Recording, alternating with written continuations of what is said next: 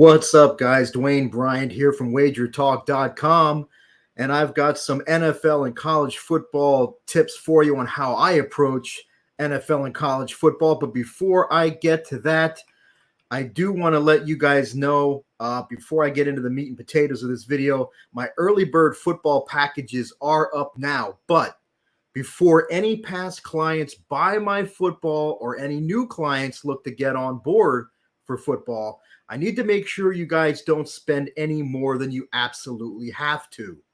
So first of all, if you're new to me, why invest in my football packages? Well, I was number one in college football at Wager Talk last season across the board in profit, win percentage, and ROI. B, I was number one in the NFL 2 seasons ago. And C, I'm number one the last 2 seasons combined in profit on 5% NFL plays. So I've got three special football deals available. And it's basically you pick which one you want. Option number one is you buy my college football season, you get my NFL for free. Option number two is you buy my college football season and you get the rest of my MLB season through the World Series for free. Or option three, you buy my college football and NFL season combo package and you get the rest of my MLB season through the World Series absolutely free. The choice is yours.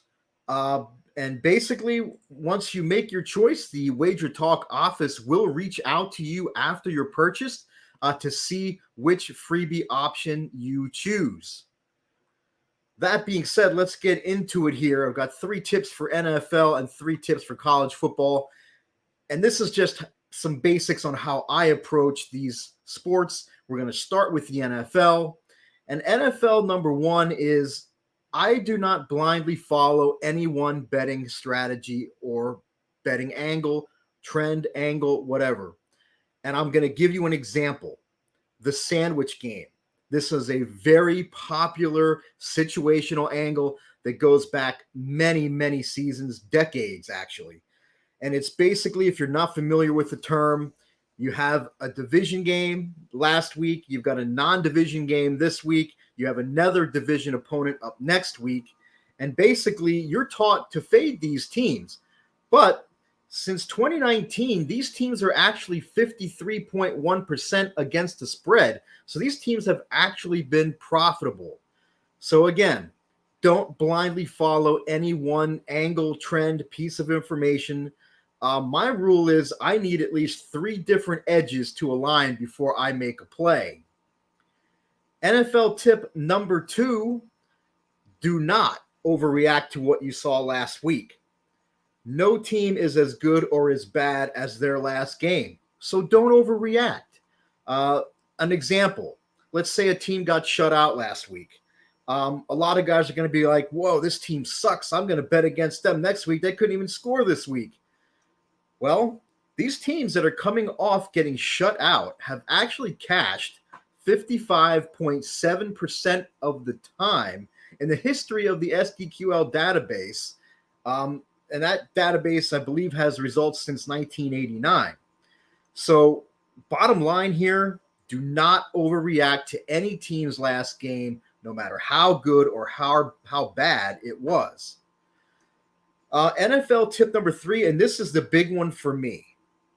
Turnover margin is king in the NFL. Turnover margin is the most important stat for NFL bettors.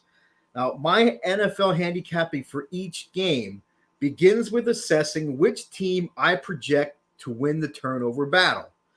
Now, fumbles tend to be more random. Sure, you have some running backs that are a little more fumble prone than others, and you've got a few defenses that seem to be a little bit better at stripping the ball. But for the most part, fumbles tend to be random. So I focus my effort there on quarterbacks and the defenses that they're going to be throwing into. And I try to project which team will win the turnover battle. Because if you can accurately predict that, you will be highly successful in the NFL.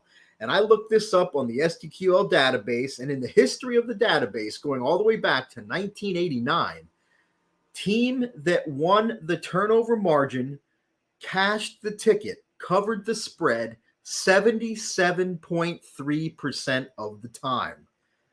That's incredible. So now you know why the focus for me for NFL starts with trying to assess who will win the turnover battle. So let's switch our focus then to college football. And basically, I've got 3 more tips for college football. Tip number 1, follow the local beat writers. If you do a Google search for, let's say, Clemson football beat writer, you're going to find, at least 1 or 2 guys who are tied closely to that program. You can find these guys on social media. Twitter is a good place for that. You're occasionally going to learn some key under-the-radar info that you will not get from the national writers. Number 2, I look for early season cohesive offensive lines, and I'm looking to back those teams. Bottom line here, football games are won and lost at the line of scrimmage. Teams that have a lot of returning talent along the offensive line have an edge, especially early in the season. Now, the other side of that is teams that lost key talent along the offensive line and are breaking in a lot of new pieces. Those are not teams that I want to back early in the season. I will look to fade those teams when it works out.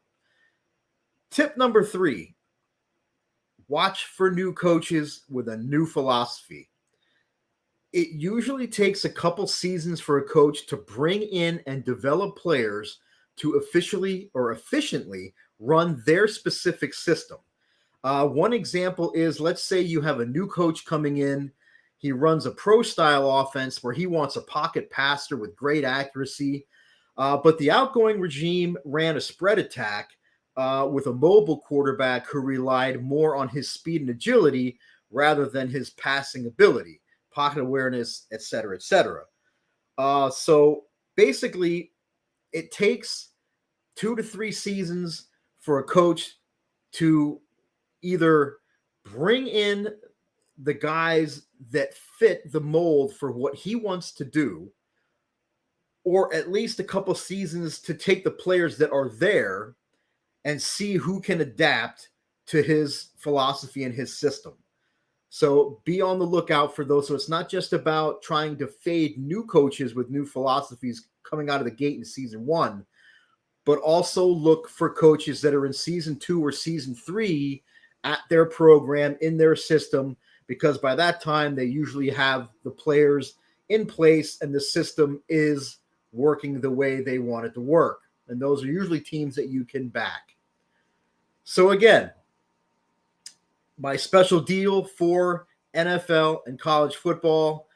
Again, I was number 1 in college football last season in profit, win percentage, and ROI.